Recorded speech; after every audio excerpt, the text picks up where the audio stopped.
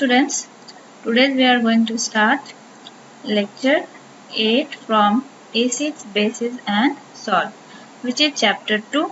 In this lecture, we discuss about some topics which are preparation and use of bleaching powder, preparation and use of baking soda, preparation and use of washing soda, and last one is preparation and use of plaster of Paris. तो आज हम लोग lecture 8 start कर रहे हैं acid base and salt से, और इसमें हम लोग और जो बचे हुए सॉल्ट्स थे जिनके बारे में हमने पिछले लेक्चर में डिस्कस नहीं किया था उनके बारे में हम लोग इस लेक्चर में डिस्कस करने वाले हैं, जैसे bleaching powder, baking soda, washing soda, plaster of Paris, उनको कैसे प्रिपेयर किया जाता है, उनके क्या यूजेज हैं, ये हम लोग इस लेक्चर में डिस्कस करने वाले हैं। चलिए स्टार्ट करते हैं ब्लीचिंग पाउडर से। तो ब्लीचिंग पाउडर यानी कि कैल्शियम ऑक्सीक्लोराइड, इसका केमिकल नेम है कैल्शियम ऑक्सीक्लोराइड और केमिकल फॉर्मूला है CaOCl2। ठीक है, कैल्शियम ऑक्सीक्लोराइड, कैल्शियम ऑक्सीजन और क्लोराइड है इसलिए इसका नाम क्या पड़ा, calcium oxychloride. Calcium hydroxide is a white solid. यहाँ हम लोग देख सकते हैं इमेज में कि जो ब्लीचिंग पाउडर होता है वो एक व्हाइट कलर का सॉलिड होता है। Bleaching powder is a manufactured by the action of chlorine on dry slagged lime. और ब्लीचिंग पाउडर का जो मैन्युफैक्चर होता है वो कैसे होता है, स्लैग्ड लाइम को यानी कि कैल्शियम हाइड्रोक्साइड को जब हम लोग क्लोरीन के साथ रिएक्ट कराते हैं तब बनता है ब्लीचिंग पाउडर। ठीक है, ये कैल्शियम हाइड्रोक्साइड, इसको जब हम लोग क्लोरीन के साथ रिएक्ट कराएंगे तब बनेगा कैल्शियम ऑक्सीक्लोराइड। ये देखिए इसका रिएक्शन है, कैल्शियम हाइड्रोक्साइड को जब हमने क्लोरीन के साथ रिएक्ट कराया तो बना क्या, ब्लीचिंग पाउडर यानी कि कैल्शियम ऑक्सीक्लोराइड, और साथ में क्या बना, वाटर। तो ये रिएक्शन को हम लोग याद रखेंगे और इसका जो ये केमिकल नेम है इसे भी हमें याद रखना है, काफी इम्पोर्टेंट है ये। चलिए आगे बढ़ते हैं। Uses of bleaching powder. अब ब्लीचिंग पाउडर का यूज कहाँ कहाँ है। पहला तो for bleaching cotton and linen in textile industry. Textile industry में इसका बहुत यूज है, जहाँ कपड़े बनते हैं, जैसे कॉटन के कपड़े को, लेनिन के कपड़े को ब्लीच करने के लिए, एकदम व्हाइट दिखाने के लिए वो लोग ब्लीचिंग पाउडर का इस्तेमाल करते हैं। सेकेंड यूज है for bleaching wood pulp in a paper factory. जहाँ पेपर बनता है वुड पल्प से, वहां पर ब्लीचिंग पाउडर का यूज किया जाता है। For bleaching washed cloth in laundry, और लॉन्ड्री में जहाँ कपड़े धोए जाते हैं वहां भी ब्लीचिंग पाउडर का यूज किया जाता है कपड़ों को धोने के लिए। As in oxidising agent in many chemical industries, और बहुत सारी केमिकल इंडस्ट्रीज में as a oxidising agent bleaching powder का यूज किया जाता है। ऑक्सीडाइजिंग एजेंट और रिड्यूसिंग एजेंट के बारे में हमने फर्स्ट चैप्टर में ही पढ़ा था कि किसे हम लोग ऑक्सीडाइजिंग एजेंट कहते हैं और किसे रिड्यूसिंग एजेंट कहते हैं। और इसका यूज किया जाता है make drinking water free from germs, और जो भी हम पीने वाला पानी होता है जर्म्स से उसको फ्री करने के लिए हम लोग उसमें ब्लीचिंग पाउडर मिलाते हैं। ब्लीचिंग पाउडर मिलाने से जितने भी जर्म्स बैक्टीरिया होते हैं वो उसमें से हट जाते हैं। और इसका यूज और होता है मैन्युफैक्चरिंग ऑफ क्लोरोफॉर्म। क्लोरोफॉर्म एक केमिकल है जो बेहोशी की दवा समझ सकते हैं, देखते होंगे कुछ मूवीज वगैरह में दिखाया जाता है कि रुमाल में लोगों ने क्लोरोफॉर्म लगाया और किसी के नाक पे रख दिया तो वो आदमी वहीं बेहोश हो गया, तो वो क्लोरोफॉर्म होता है। तो क्लोरोफॉर्म को बनाने में भी ब्लीचिंग पाउडर का यूज किया जाता है। नेक्स्ट है हमारा बेकिंग सोडा, यानी कि सोडियम हाइड्रोजन कार्बोनेट या फिर सोडियम बाइकार्बोनेट, दोनों ही इसके नेम है। इसका केमिकल नेम क्या है? सोडियम हाइड्रोजन कार्बोनेट और सोडियम बाइकार्बोनेट। केमिकल फॉर्मूला है NaHCO3 और ये एक वाइट कलर का सॉलिड है। ये देखिए इमेज में आप देख सकते हैं, जो खाने वाला सोडा जो हम लोग यूज करते हैं घरों में, देखा होगा आपने, व्हाइट कलर का होता है। The soda commonly used in the kitchen for making tasty crispy pakoras in baking soda. इसका यूज पकौड़ा बनाने में और भी बहुत सारी क्रिस्पी फूड बनाने में होता है। मेनली इसका यूज जो है वो क्रिस्प करने के लिए होता है। Sometimes it is added for faster cooking, और कभी कभी इसका यूज किया जाता है कुकिंग जल्दी करने के लिए। इसको उसमें मिला देने से, जैसे कि कभी कभी मटर वगैरह उबालना होता है या फिर और भी कुछ उबालना होता है, हम चाहते हैं कि वो जल्दी उबल जाए, तो उसमें थोड़ा बेकिंग सोडा मिला देने से वो तुरंत जल्दी उबल जाता है, मतलब पहले की तुलना में जल्दी उबल जाता है। तो इसका यूज फास्टर कुकिंग के लिए भी किया जाता है। It is produced using sodium chloride as one of the raw materials, और इसको बनाने के लिए सोडियम क्लोराइड का यूज किया जाता है। हमने पिछले लेक्चर में पढ़ा था कि सोडियम क्लोराइड का यूज बहुत सारे मटेरियल को बनाने में as a raw material sodium chloride का यूज किया जाता है। तो यहाँ बेकिंग सोडा को भी बनाने के लिए सोडियम क्लोराइड का use as a raw material किया जाता है, मतलब सोडियम क्लोराइड से ही बेकिंग सोडा को बनाया जाता है। अब प्रिपरेशन ऑफ बेकिंग सोडा, कैसे हम लोग बेकिंग सोडा को प्रिपेयर करते हैं। In the laboratory, it is prepared by passing carbon dioxide through cold saturated solution of sodium carbonate. तो लैब में बेकिंग सोडा को बनाया जाता है, सैचुरेटेड सॉल्यूशन होता है सोडियम कार्बोनेट का, उसके ऊपर से कार्बन डाइऑक्साइड गैस पास कराई जाती है, तो फिर वो चेंज हो जाता है बेकिंग सोडा में। देखिए ये इक्वेशन है, ये सोडियम कार्बोनेट है और ये कोल्ड सैचुरेटेड सोडियम कार्बोनेट का सॉल्यूशन है, यानी कि बहुत ठंडा करके इसको रखा गया है, और इस पे वाटर भी है, ठीक है, क्योंकि ये सॉल्यूशन है तो सोडियम कार्बोनेट और वाटर का ही ये सॉल्यूशन है। और जब इसके ऊपर से कार्बन डाइऑक्साइड गैस पास कराई जाती है तब ये बनता है बेकिंग सोडा, ठीक है। जैसे ये कोई बीकर है, इसमें हमने सोडियम कार्बोनेट का सॉल्यूशन ले लिया, ठीक है, Na2CO3 सोडियम कार्बोनेट का सॉल्यूशन, और ये कोल्ड सॉल्यूशन है, यानी कि इसको हमने ठंडा करके रखा है, ठीक है। और इसके ऊपर से मान लेते हैं एक ये सिलेंडर है जिसमें कार्बन डाइऑक्साइड गैस भरी हुई है, ठीक है, कार्बन डाइऑक्साइड गैस भरी हुई है इसमें। तो इसके नोजल के थ्रू हमने इसमें कार्बन डाइऑक्साइड गैस पास कराई, ठीक है। तो जैसे हमने इसमें कार्बन डाइऑक्साइड गैस पास कराई तो जो ये सोडियम कार्बोनेट का सॉल्यूशन था अब ये किस में चेंज हो गया, अब ये चेंज हो गया सोडियम बाइकार्बोनेट में, यानी कि बेकिंग सोडा में, ठीक है। तो इस प्रोसेस से हम लोग सोडियम बाइकार्बोनेट को प्रिपेयर करते हैं। और जब सोडियम बाइकार्बोनेट का यूज यानी कि बेकिंग सोडा का यूज जब हम लोग घरों में करते हैं एज अ कुकिंग, तब वो कैसे रिएक्ट करता है, कैसे काम करता है। तो on heating during cooking sodium hydrogen carbonate is converted to sodium carbonate and carbon dioxide and water.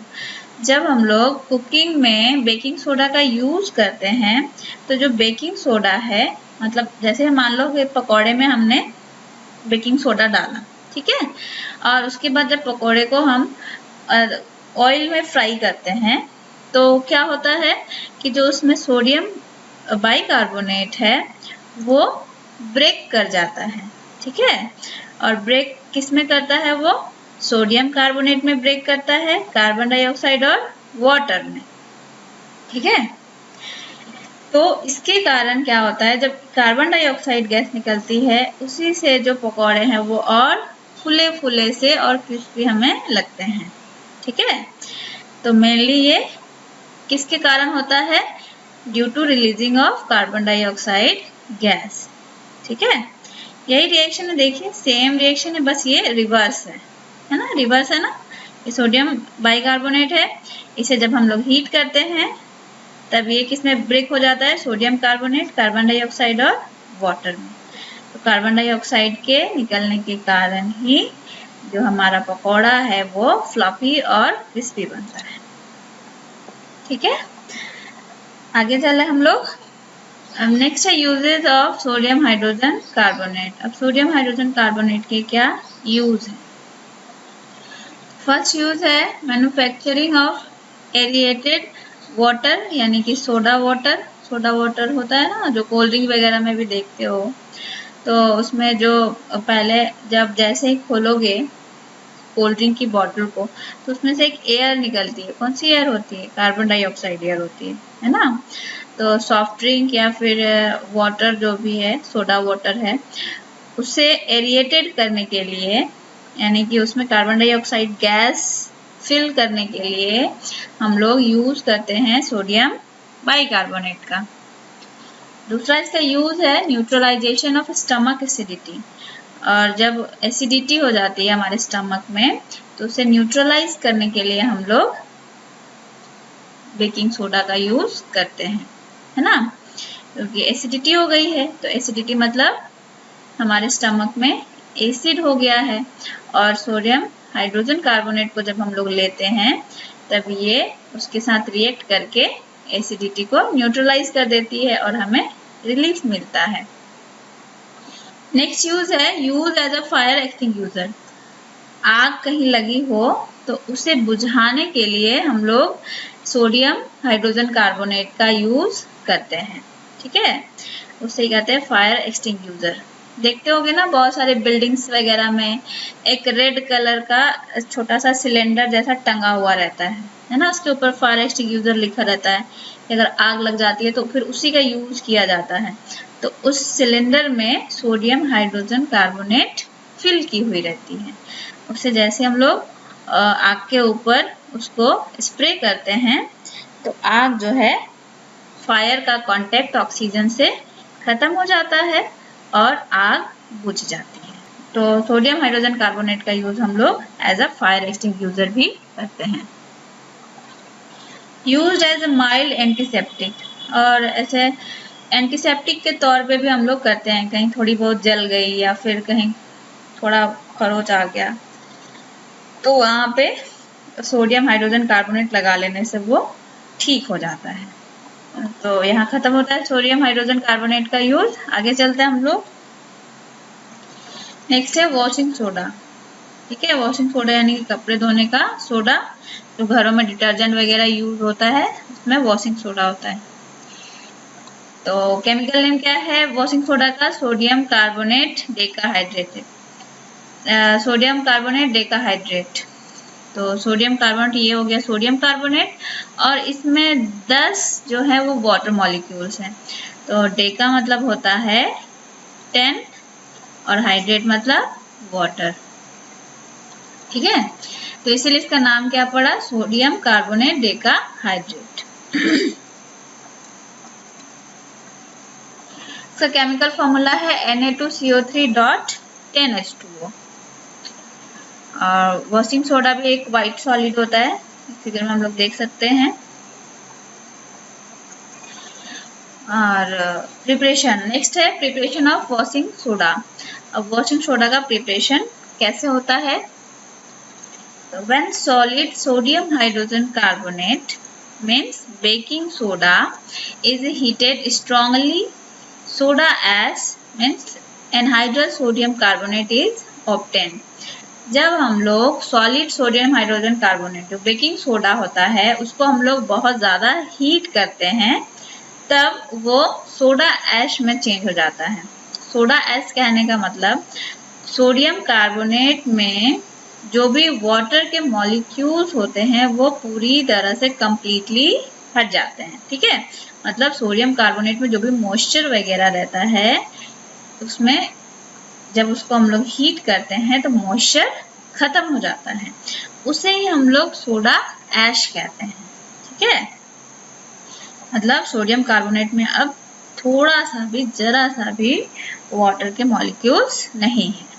तो जैसे ही हम लोग बेकिंग सोडा को बहुत ज़्यादा हीट करते हैं तो वो सोडा ऐश हमें मिलता है।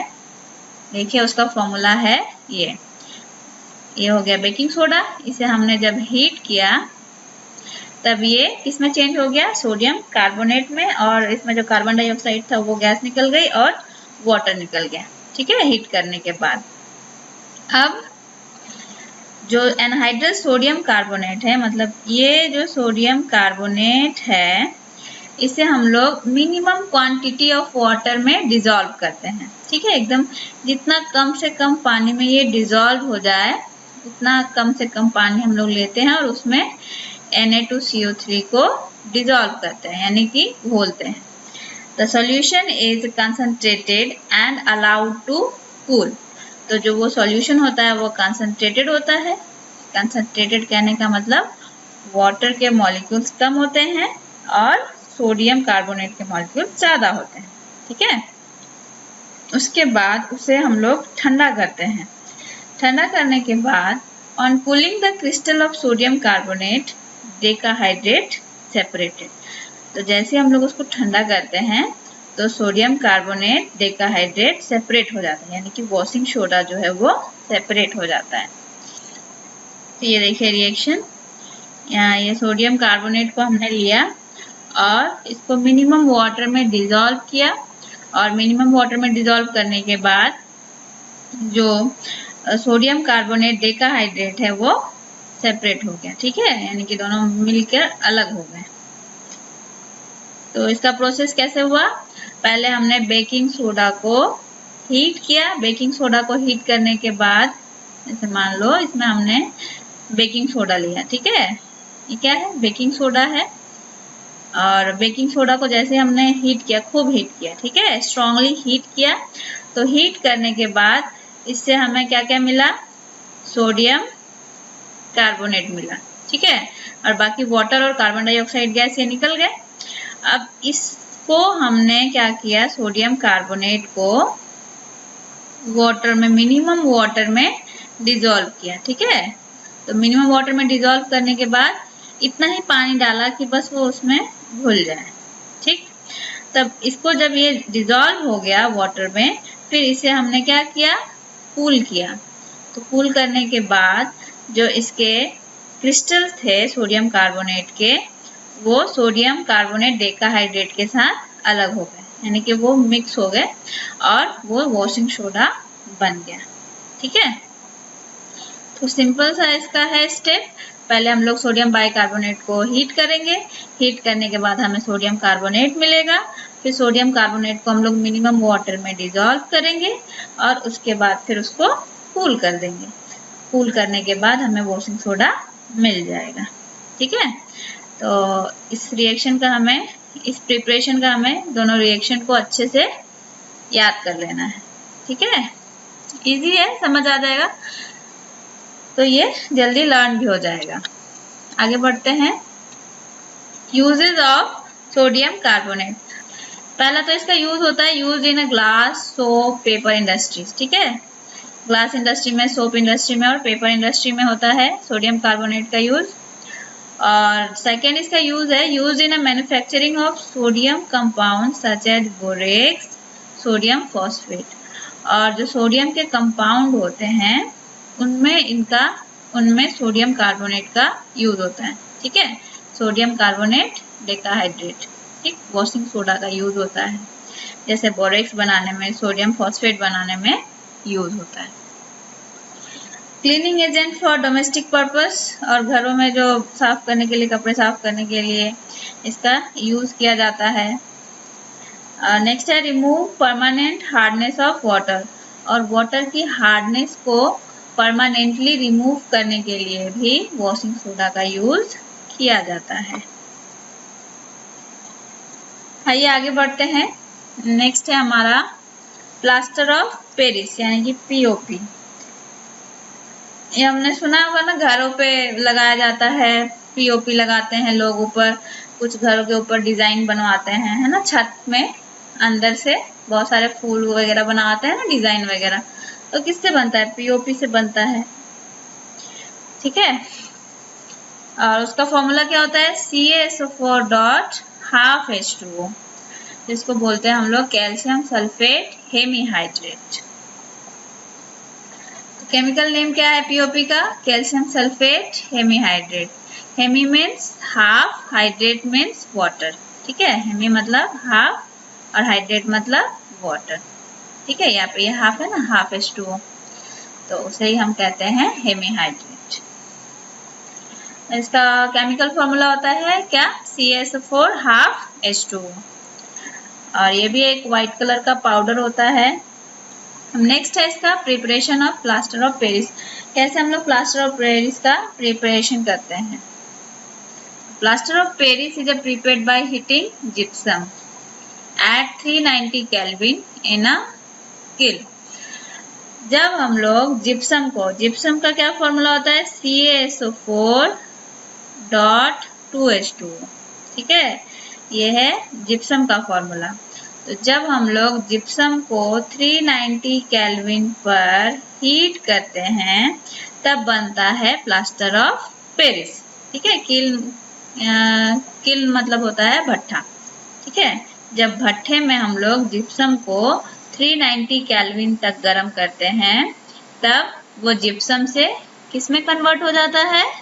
प्लास्टर ऑफ पेरिस में। देखिए ये इसका फॉर्मूला, ये हमारा क्या हो गया? जिप्सम। जिप्सम को हमने हीट किया, कब तक हीट किया? 390 केल्विन तक हीट किया, तब ये चेंज हो गया किसमें? प्लास्टर ऑफ पेरिस में। ठीक है, और साथ में ये 3/2 H2O भी निकला। ठीक है, और इससे कुछ प्रिकॉशन है। Gypsum should be heated very carefully, और जिप्सम को जब हम लोग हीट करते हैं तो बहुत केयरफुली उसको हीट करना पड़ता है। ठीक है, क्योंकि अगर टेम्परेचर 390 केल्विन से ज़्यादा हो गया तो इसके अंदर जो भी वाटर मॉलिक्यूल्स है, ये सारे वाटर मॉलिक्यूल्स क्या होंगे? खत्म हो जाएंगे, लॉस कर जाएगा ये सारे वाटर मॉलिक्यूल्स। तो सारे वाटर मॉलिक्यूल्स जब ये लूज कर देगा, क्योंकि हमें ये हाफ वाटर तो चाहिए ना, हेमीहाइड्रेट वाटर चाहिए, तो ये 390 केल्विन तक हम लोग हीट करेंगे तभी इसमें हाफ वाटर मॉलिक्यूल बचता है। अगर 390 केल्विन से ज़्यादा हमने हीट कर दिया, ठीक है, उसके ऊपर तक हमने हीट कर दिया, 450 केल्विन तक अगर हीट कर दिया तो क्या होगा? ये जितने भी इसके जो वाटर मॉलिक्यूल्स है वो खत्म हो जाएंगे और क्या बचेगा? सिर्फ कैल्शियम सल्फेट बचेगा। ठीक है, तो जब उसके सारे वाटर मॉलिक्यूल्स खत्म हो जाते हैं और सिर्फ कैल्शियम सल्फेट बचता है तो उसको हम लोग कहते हैं एनहाइड्रस कैल्शियम सल्फेट। ठीक है, तो वो जो एनहाइड्रस कैल्शियम सल्फेट होता है वो हमारा पीओपी नहीं कहलाएगा, वो क्या कहलाएगा? वो डेड बर्न्ट कहलाएगा, डेड बर्न्ट प्लास्टर कहलाएगा, है ना। जब देखते होगे ना, कहीं कभी अगर फ्रैक्चर हो जाता है पैर में या फिर कहीं हाथ में बोन फ्रैक्चर हो जाता है तो डॉक्टर क्या करते हैं? उस पर प्लास्टर चढ़ाते हैं, है ना। तो फिर प्लास्टर जो चढ़ाते हैं वो किसका रहता है? प्लास्टर ऑफ पेरिस का रहता है। ठीक है, और फिर कुछ दिनों के बाद, जैसे अगर 10 दिन तक है, 10 दिन तक डॉक्टर ने उसको प्लास्टर को रखने को कहा, फिर 10 दिन के बाद देखते हैं ना कि वो जो प्लास्टर है वो सूख जाता है, फिर वो टुकड़े टुकड़े में टूट जाता है, तो वो क्या हो जाता है? डेड हो जाता है, डेड बर्न्ट प्लास्टर उसे ही कहते हैं। तो जिप्सम को अगर उसी तरह, तो जिप्सम को हम लोग अगर 390 केल्विन से ज़्यादा हीट कर देंगे तब वो पीओपी में चेंज ना होकर किस में चेंज हो जाएगा? डेड बर्न्ट प्लास्टर में। ठीक है, और इसमें प्लास्टर ऑफ पेरिस की कोई भी क्वालिटी नहीं होगी। ठीक है, बात समझ आई कि हमें कैल्शियम सल्फेट .2H2 यानी कि जिप्सम को हमें 390 केल्विन तक ही हीट करना है। ठीक है, उससे ज़्यादा हीट नहीं करना है ना उससे कम करना है, 390 केल्विन तक हमें हीट करना है। तब उसमें बचेगा कितना? Calcium sulphate dot half H2O, उसमें हाफ H2O बचना चाहिए, तभी ये क्या कहलाएगा, पीओपी कहलाएगा, प्लास्टर ऑफ पेरिस कहलाएगा, जिसका यूज हम लोग करते हैं। अगर 390 केल्विन से ज्यादा ये हीट हो गया तब ये प्लास्टर ऑफ पेरिस ना बनकर क्या बन जाएगा, डेड बर्न्ड प्लास्टर बन जाएगा। क्लियर? आगे बढ़ते हैं। Properties of plaster of Paris. Plaster of Paris की क्या क्या प्रॉपर्टीज होती है? फर्स्ट है हमारा, at ordinary room temperature POP absorbs water and a large amount of heat is liberated. जब हम लोग रूम टेम्परेचर पर पीओपी को ऐसे खुला छोड़ देते हैं तो वो क्या करता है, जो मॉइस्चर होता है एटमॉस्फेयर में उसे वो एब्जॉर्ब करता है और हीट रिलीज करता है। ठीक है, लार्ज अमाउंट में हीट रिलीज करता है। दूसरी इसकी प्रॉपर्टीज है, when POP is mix with water a slurry is formed. जब पीओपी में वाटर मिक्स किया जाता है तो एक स्लरी, एक घोल तैयार होता है। ठीक है, घोल जैसा बन जाता है। नेक्स्ट है, POP should be stored in a moisture proof container as a moisture can cause slow setting of POP by hydrating it. तो हम लोग पीओपी को मॉइस्चर प्रूफ कंटेनर में रखते हैं, एयर टाइट कंटेनर में रखते हैं पीओपी को, जिससे कि मॉइस्चर वो ना गेन कर पाए। नहीं तो क्या करेगा, मॉइस्चर गेन कर लेगा और धीरे धीरे पीओपी जो है वो क्या हो जाएगा, सेट हो जाएगा, धीरे धीरे वो हाइड्रेट हो जाएगा। ठीक है, मतलब और वाटर वो गेन करता जाएगा और धीरे धीरे वो सेट हो जाएगा। ठीक है, जम जाएगा। देखो इसका फॉर्मूला क्या है, ये हमारा हो गया पीओपी। पीओपी को जैसे हमने छोड़ दिया मॉइस्चर में तो ये क्या करेगा, मॉइस्चर मतलब क्या, वाटर, जो एयर में मॉइस्चर प्रेजेंट है, एयर में जो वाटर प्रेजेंट है उसे वो एब्जॉर्ब कर लेगा और एब्जॉर्ब करके वो किस में चेंज हो जाएगा, जिप्सम में चेंज हो जाएगा। ठीक है, इसीलिए हम लोग पीओपी को मॉइस्चर प्रूफ कंटेनर में स्टोर करके रखते हैं। आगे बढ़े। Uses of plaster of Paris. और प्लास्टर ऑफ पेरिस की क्या यूज है? पहला use, use in hospital for setting fractured bones in the right position to ensure correct healing। Hospital में इसका यूज किया जाता है फ्रैक्चर बोन जो होते हैं, फ्रैक्चर्ड बोन जो होते हैं उसे ठीक करने के लिए। Making toys, decorative materials, cheap ornaments and cast of statues. Statue बनाने में, टॉयज बनाने में, डेकोरेटिव मटेरियल बनाने में, ऑर्नामेंट्स बनाने में इसका यूज किया जाता है। थर्ड इसका यूज है फॉर फायर प्रूफिंग मटेरियल, और आग से बचने वाले मटेरियल को बनाने के लिए भी पीओपी का यूज किया जाता है। फोर्थ है इसका use in a chemistry lab for setting air gaps in apparatus. इसका केमिस्ट्री लैब में यूज किया जाता है, जो एपरेटस के बीच में कुछ गैप्स अगर रह जाते हैं तो उन गैप्स को फिल करने के लिए प्लास्टर ऑफ पेरिस का यूज किया जाता है। ठीक है, ऐसे कोई एपरेटस है, ठीक, यहाँ से कोई इसका गैप रह गया है तो हम लोग चाहते हैं कि ये फिल हो जाए गैप। ठीक है, ये गैप फिल हो जाए, इसमें हम लोग क्या करेंगे, पीओपी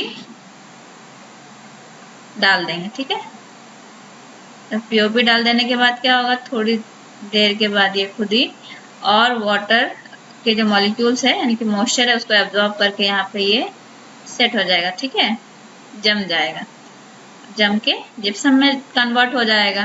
तो फिर ये क्या होगा, ये जो होल था ये परमानेंटली क्लोज हो गया, परमानेंटली नहीं, टेम्पररी क्लोज हो गया। जब हम चाहें अगर इसे खोलना फिर इसे तोड़ के निकाल भी सकते हैं। नेक्स्ट है making smooth surface such as the making ornament design on ceiling of house and other buildings. और स्मूथ फिनिशिंग के लिए, घरों की स्मूथ फिनिशिंग के लिए हम लोग पीओपी का यूज करते हैं। जैसे देखते हो ना, पुट्टी वगैरह लगाते हैं वॉल पे, तो उसमें भी पीओपी मिक्स होता है। ठीक है, पीओपी ही एक्चुअली वो होता ही है, पीओपी उसे ही लगाकर उसे स्मूथ किया जाता है दीवारों को, फिर घर के वो छत पे जो डिजाइन्स बनाए जाते हैं, बहुत सारे बिल्डिंग्स के ऊपर सीलिंग पे जो डिजाइन बनते हैं, उन सब में भी पीओपी का यूज होता है। हाँ, तो आज यहाँ पर चैप्टर 2 फिनिश होता है और कुछ क्वेश्चन है, उसके आंसर आपको देने हैं। First question, name the products formed when aqua solution of NaCl is electrolysed. ये हमारा पिछले लेक्चर का क्वेश्चन है। ठीक है, ये जो क्वेश्चन नंबर 1 है, पिछले लेक्चर में मैंने इसे पढ़ाया था, उससे रिलेटेड ये क्वेश्चन है। दूसरा है, what is the chemical name of bleaching powder, right chemical equation for its preparation. Bleaching powder का केमिकल नेम क्या है और इसका केमिकल इक्वेशन लिखना है इसके प्रिपरेशन का। नेक्स्ट क्वेश्चन है, right the common and chemical name of compound CaSO4.12H2O। जो ये CaSO4.12H2O है, इसका कॉमन और केमिकल नेम क्या है। Fourth question is, write the chemical equation for the reaction when water is added to plaster of Paris. और fourth है इसका केमिकल इक्वेशन और रिएक्शन लिखना है, जब हम लोग प्लास्टर ऑफ पेरिस में वाटर ऐड करते हैं तब क्या बनता है। ठीक है, तो ये हमारे क्वेश्चन हैं जिनके आंसर आपको देने हैं। और आज ये चैप्टर 2 यहाँ खत्म होता है। वीडियो को पूरा देखने के लिए थैंक यू फॉर वॉचिंग।